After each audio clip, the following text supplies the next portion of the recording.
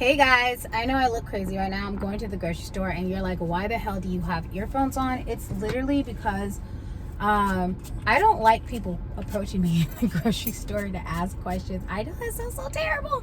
But when I have my headphones on, people just like already get the message like, don't bother her. She does not want to be bothered. On top of that, I also like to listen to podcasts and music when I'm shopping as well too. But I just uploaded my weight loss journey video like literally a minute ago, and then I also wanted this video to be more about business owners who are going through the struggle of customers and customer relations and things like that. So in my business, I work with vendors. So I work with other small business owners. I do trade shows, like craft fairs, vendor markets, things like that. And the biggest issue that I've ran into as a business owner who hosts markets is vendors sometimes just don't like to read the information. I've ran into the issues where vendors would prefer you to just sit on the phone with them all afternoon and tell them everything they need to know versus reading the email or subscribing to the newsletter or joining the group so they can get all the information at one time. And I personally find it annoying that people don't read, because it's like these people who tell their kids, follow directions, read, look where you're going. It's like you're telling your kids this, but you're not doing it yourself as an adult.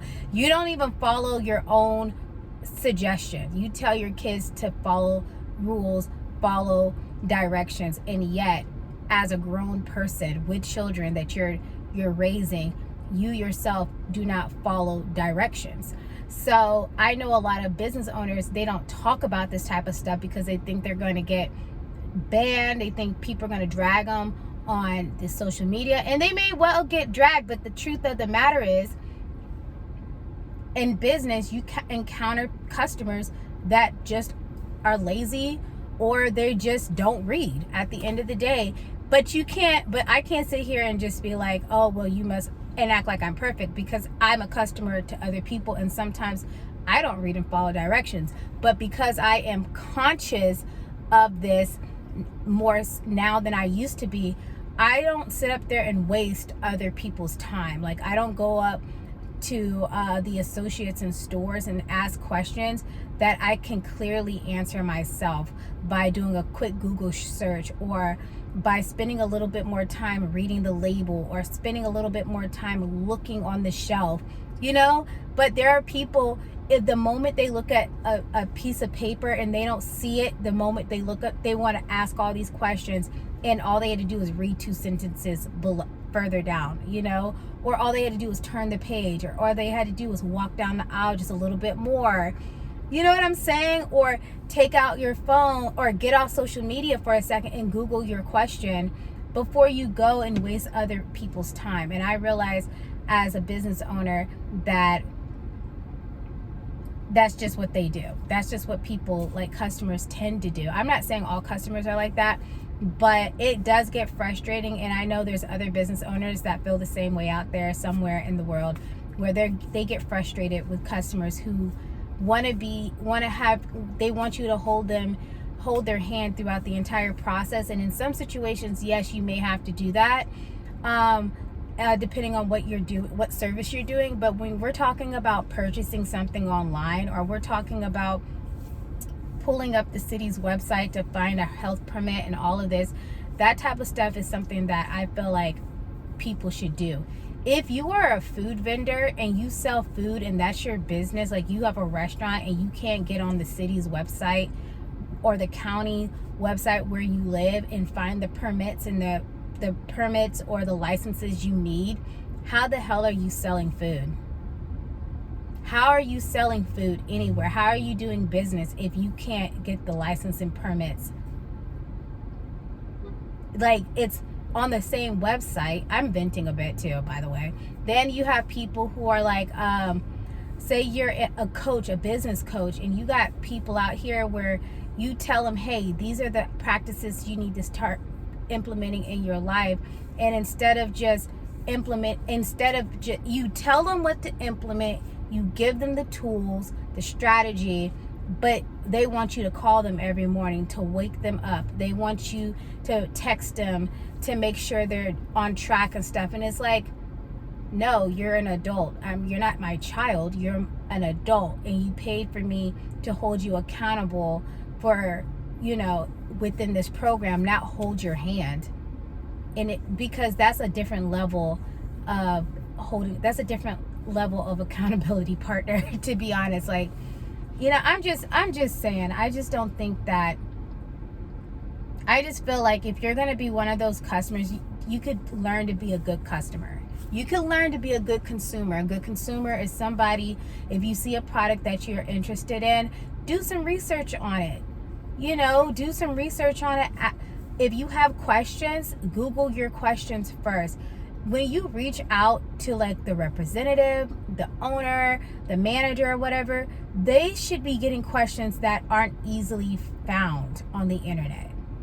They should be getting bothered when you absolutely exhausted all things, not because you're lazy and don't want to research, read, or click off of Instagram for a quick second to go check out the website. Oh, and that blows my mind how some people, they won't go check out the website, like even in my business, but I've also heard from other business owners where people would come and ask them questions that are on the first page of their website. They'll ask these people what they do, what your services are, and all of that. And it's like, especially after you told them your website, given your business card with your socials, with your website on there, and you still don't know, it's because those are the consumers that need their hands held, their handheld. They're the consumers that I personally wouldn't want to do business with, especially if I was a one-on-one coach or a coach like that. I just couldn't do it, because I would be more irritated at the fact that you couldn't do simple stuff like go to the website, read up on the service that you're about to spend thousands of dollars on. You want to hear it from the person's mouth, but never ever think about the fact that that person may have 50 of you or hundreds of you, and they don't have time to just cater to you. And I know that every business owner wants to tell everybody, yes, we focus 100% on each customer. No, you don't. You can't. Once your customer base grows so much, you can't focus on every individual. You can't. So don't stop telling people that. Just what I do in my business, when people have questions, or I will give them a general answer, but then I will direct them to the link of the page that they need to be on, or I'll send them to the website and say, hey, take a look at my website. It'll answer the majority of your questions. And if they tell me they don't want to go to the website, then I will tell them, well, then I don't know how to help you, because if you're not willing to go and read or look around the website to get answers that are public, then I don't want to work with you, because that means you're going to be one of those customers where I have to hold your hand the entire time and you're not going to do the work. You want me to do the work for you. So yeah, that's just my little 2 cents. I could totally be wrong, but I doubt it. Anyways, I'm getting ready to go into Kroger's and grab some dinner for Jeremy, since he's off and he doesn't like what I have right now. He wanted something. It's not that he don't like it, he just wanted something different tonight. But anyways, I hope you guys have a good evening, and I will see you guys tomorrow morning.